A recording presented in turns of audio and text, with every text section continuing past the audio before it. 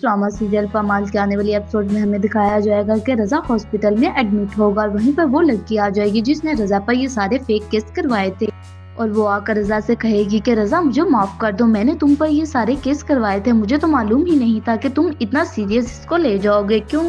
ये तो तुम्हारे और मेरे बीच एक जंग थी जो कि मैं लड़ रही थी, मगर अब मुझे बहुत ही ज्यादा अफसोस हो रहा है तुम्हारी ये हालत देखकर। जिस पर रजा कहेगा कि मुझे तुमसे बिल्कुल भी ये उम्मीद नहीं थी कि तुम ऐसा करोगी, क्योंकि तुम्हें तो ऐसा करना ही नहीं चाहिए था। अगर मैंने तुमसे शादी नहीं की थी तो इसमें बदला लेने वाली कौन सी ऐसी बात थी जो तुम मेरे से बदला ले रही थी। व्यूअर्स, हमें दिखाया जाएगा कि वो कहेगी कि मुझे तुम्हारी बीवी देखकर सख्त गुस्सा आता था तुम पर कि तुमने मुझे छोड़कर क्या चूज किया और तुमने इसमें देखा ही क्या था आखिर जो तुमने इसको चूज कर लिया। और मैं तुम्हें बता दूं कि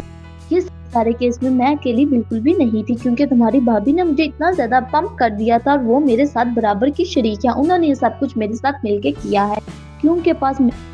गई थी और मैंने उनसे कहा था कि मुझे तुमसे बदला लेना है, जिस पर उन्होंने कहा था कि मेरा भी बदला अब तुम लोगी, क्योंकि मैं भी उसी से बदला लेना चाहती हूँ जिससे तुम बदला लेना चाहती हो। मेरे पास ऐसी हर चीज थी जिससे मैं तुमसे बदला ले सकती, इसलिए मैंने भी डिसाइड कर लिया कि ठीक है मैं तुमसे बदला लूंगी और तुम पर ये सारी चीजों का फेक